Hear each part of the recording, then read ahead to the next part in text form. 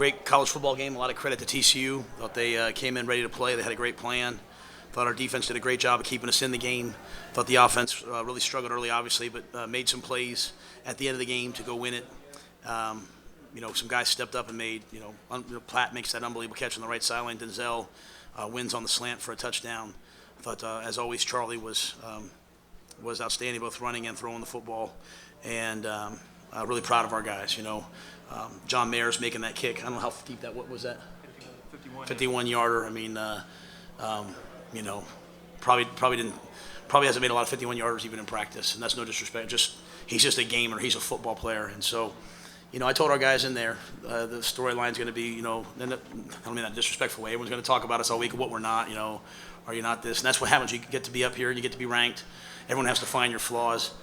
So let's talk about what we are. We're just a tough, hard-nosed, resilient group of guys that, goes out there and competes and plays. And we're not perfect, but a lot of other teams would have lost that game today. And I'll tell you what I'm most proud of. We stormed the field and thought we won the game. And they came back and said it was a touchdown. And our guys just regrouped, went back, said, what's next, kept playing. Then we think they score a touchdown. We have to go ready for, we're talking about going 2-point, stop the 2-point conversion. And, they were able to get a stop. We're able to make a couple plays.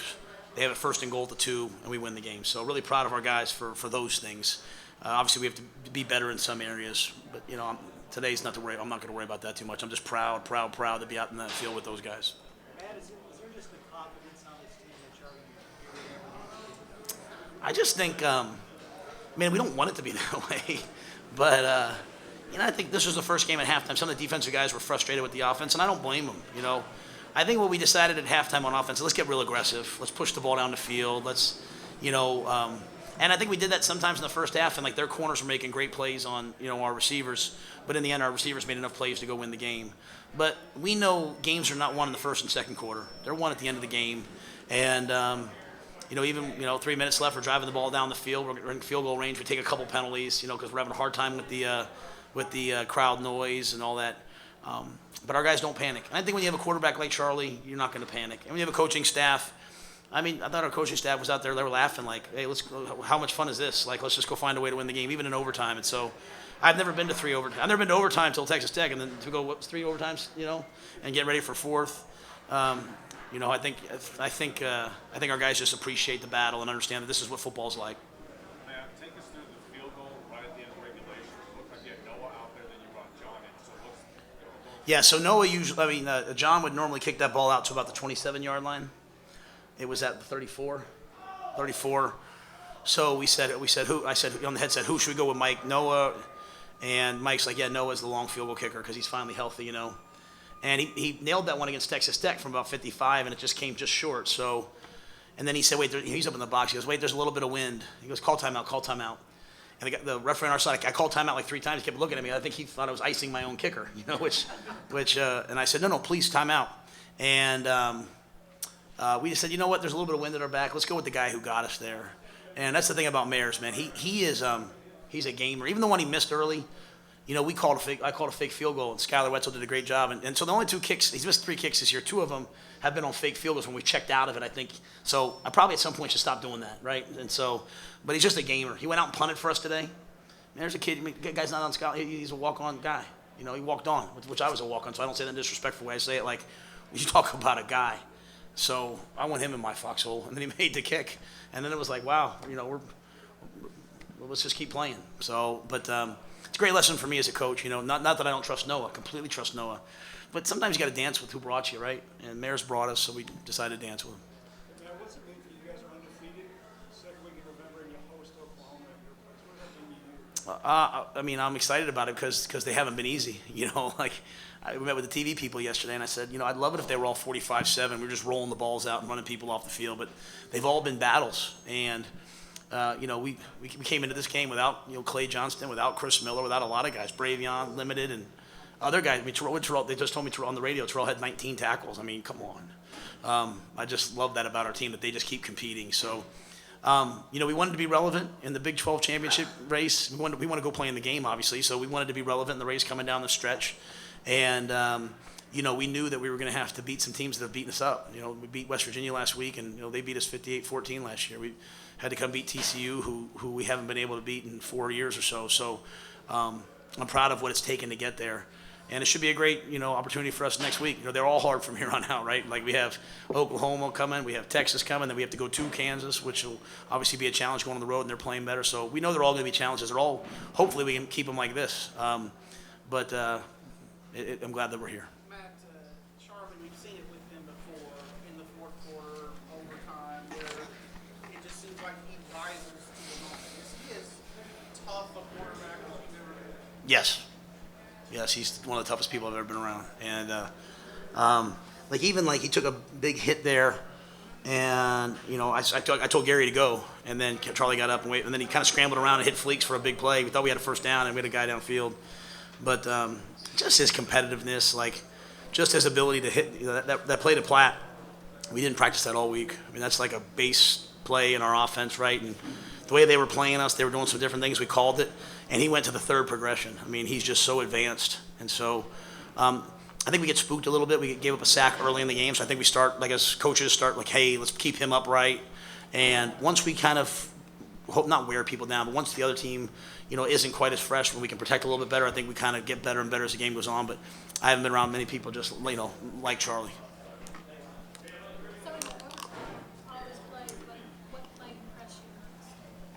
What play impressed me? I thought Denzel on fourth down. I mean, catches the slant. Gladney's a great player, and I'll just say they play really, really physical man, and you have got to get their hands off you. And he ran right through it, caught it, and went and scored. So I thought that was a big time play versus zero blitz. And then, I just think we had them on 4th and 10. They throw the touchdown. They call it incomplete. They overturn it. And our kids kept playing. I mean, that's not easy to do. It's really not easy in overtime when you get scored on defense, because you have to go right back out and play defense again. And they went out and scored again, but I thought our guys, just their mindset was awesome. And for a team that had red zone issues all day, I thought our offense really clicked in the red zone, obviously, with 2 minutes, with overtime being there. Matt, what was your message to your team after you guys got the Terrell hit down the gate and you only had 7 for 3 on that? Because that's disappointing. I just tell them keep playing, obviously we want to score there. Like we had at the Jamaica, we thought maybe we were going to step out and run for a touchdown on the one play. But to me, I don't really have the benefit of being able to kind of get them all together. I just keep saying, keep playing, guys, keep playing. Like, what's next? Just keep playing, keep playing. To me, I want our team just to keep playing. When you start playing the scoreboards, when you start to panic. When you just play, like we're down 9-0, we go down and kick a field goal. Yeah, we're disappointed it's a field goal, but now it's a 1-score game. Now we get a 9-6, so now all we need is a field goal, which was a huge play, because then we take it down there, Maris kicks that field goal, and so I just tell them keep playing. Now that being said, obviously I would have loved Terrell to score, and obviously would have loved if we could have scored on offense. But I think all those things set each other up. We tried to throw a back shoulder ball to Denzel. We don't score on it, but then we come back in the overtimes and we're running, in breaking routes and slants and different things that hopefully take advantage of that. We had opportunities out. We had a flat route to Jamichael that if Charlie and Jamichael, convert on it, the ball's gonna be down to the 20-yard line. So when all those things happen, the players naturally, their emotion goes like this. And I just keep saying, what's next, man? Keep playing. And I think we had a staff today, because you heard me complain about our sideline last week. I thought we had a staff and a sideline that just kept saying, just keep playing, keep playing, keep playing. If we don't beat ourselves, we had some crucial penalties in that game, and crucial turnovers in that game. Once we kind of settled down, I thought we were way, way better. You talk about obviously you want to make it a little bit easier, but does the team kind of take pride in winning games like that? Please don't take this the wrong way. There's nothing ugly about winning. I've lost a lot, and I'll take this any day of the week. That being said, I never want to minimize the impact of what the defense is doing. We're talking about, now they got some points in overtime, but we're talking about not going to say historic, but pretty darn good defense to hold a team to 9 points. We kept hearing about Duggan's finger. Duggan can spin it. It's funny. I have so much. He threw that touchdown on 4th down. It was incomplete, and he laid there on the ground. And I literally said to him, I said, stand up. They're gonna. I went out there. And I said, stand up. They're gonna replay it. They're gonna replay it. I just like the kid. I think he's a great. I went up to Rager after the game. Went to Black. There's a bunch of players on that team that I really respect. He's gonna be something else in this league for a while. But we're just a tough team. We're just a tough group of guys. And so, like I said, I really think a lot of other teams would lose one of these games. And you know what? I don't know if we'll win them all, but we'll just keep trying and we'll keep playing. And, at the end of the day, I just hope, I like a blue collar team. I hope people feel like, hey, if I spend my money to go get a ticket to a Baylor game, I'm going to get an honest effort, and that's what we are. Yes. So. Did you learn anything new about your team today? I mean, there's always things you go through. I think I learned something new just as a coach. You know, like I said, the decision to not let Mariners kick the game winner, I would have regretted that if I hadn't done that. And so, thank goodness for Mike Saravo that he corrected me on that. I just think, I think where we have to go is we have to, I think what our team did, Smoke, is I think at halftime they started to like fracture a little bit with each other, and kind of defense was yelling at the offense was kind of like, and then I brought them together. So do you trust in each other or not? Are we going to go do this together or not? And I kind of felt for the offense. So I said, all right, here's what we're going to do. We're going to go out the first drive, and we're going to be really, really aggressive. We're going to throw this, and this. And all those plays didn't work. But I think that's kind of what the offensive guys needed was like, hey, put that on us as coaches. We didn't call a very good half. We'll go call a better half this half. And so I just think, at the end of the game, they all came together, and I think they learned something as a team, like, just keep playing, man. Like, 9-0 at the half, and we're going to panic. What I said to them on the flip side was we played probably as badly as we could have played in the first half, and we're only down 9-0. Even that squib kick at the end of the half, like that was comical. And I don't mean that disrespectful to Slink. I mean, that doesn't happen very often. We don't have a lot of plays like that. But we just got to halftime and we regroup. And so I think we have to figure out how to maybe start a little faster, obviously, especially with Oklahoma coming to town. But, we're 9 games in. We're kind of who we are. So I think hopefully our guys just continue to be a team that stands together and keeps fighting. And, at the beginning of the year, I mean, if anyone would have said, hey, you'll probably be 9-0, not a lot of people probably predicted that. So I don't want them to make apologies for that. I don't want them to say, well, it wasn't like that. Let's just hang in there. We want 1-0 this week. Now, are we doing everything as a team? Are we doing everything as a team that we can to play our best football, or our guys make? That's where the maturity and the vets are. I think they're coming through, saying, "Hey, let's fix some things and try to be a better team next week." We'll have to be a way better team next week to play Oklahoma. Matt, how big was that first drive in the second half there? Like you said, teams kind of fractured a little bit. To go down and split points on the board. Yeah, I think putting points on the board again, just the fact that it just made it a one-score game, and it just was like, all right. And I think as much as anything, just kind of the way we did it. We threw the ball down the field a couple times. We threw the ball to Fleeks underneath. He made a guy miss. Ran a quarter. Charlie ran the ball a couple times. So I think that just kind of got us going. And there's just some really bad drives. I mean, we had a really hard time with the cadence and snap count today. If we just eliminate some of those snap count issues, we have a way better day. So I thought there was a lot of credit to TCU, and their student section was behind us, was very vocal. And the crowd was very vocal, and it was hard to hear. That's what happens when you go on the road. It's supposed to be hard for the other team to function. That was one of the harder places we've had this year in terms of hearing each other. Couple more. You mentioned wanting to start faster, obviously, but is there something to be said on the flip side for being able to go into the locker room, regroup, and come out seemingly almost every week? Yeah, adversity, and tough times. They reveal character, and I think we have a lot of character on the team. The guys come out at halftime, they regroup, they go out there, and they keep playing.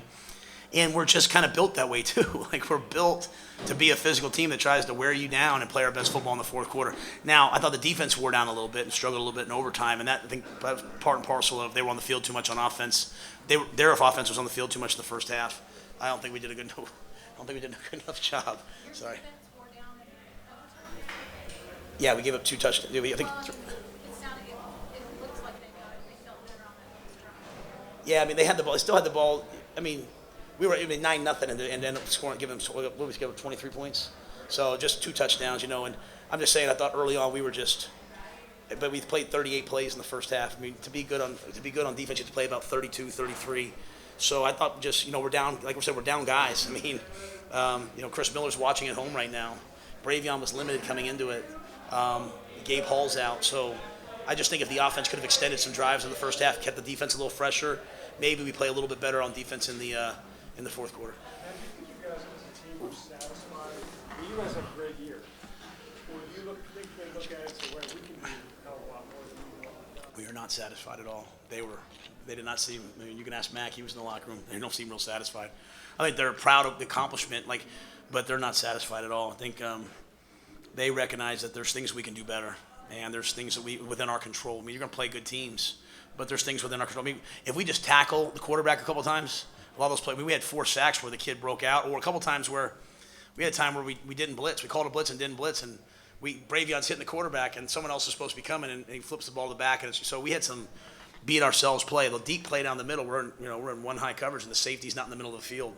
He got the wrong call, so we had some things that beat ourselves. So I think that's what's cool about our guys. The reason why they find a way to just keep putting wins together is because they are very honest with themselves about, hey, we did not do this, this, and this. Yeah, we won, which is awesome, but we didn't do this, this, and this. And I think they're coming down the stretch now. There's 3 games left. I mean, like 3 games. Like, give us your all. Coaches, players, everyone give their all for the next 3 games. Let's see what happens.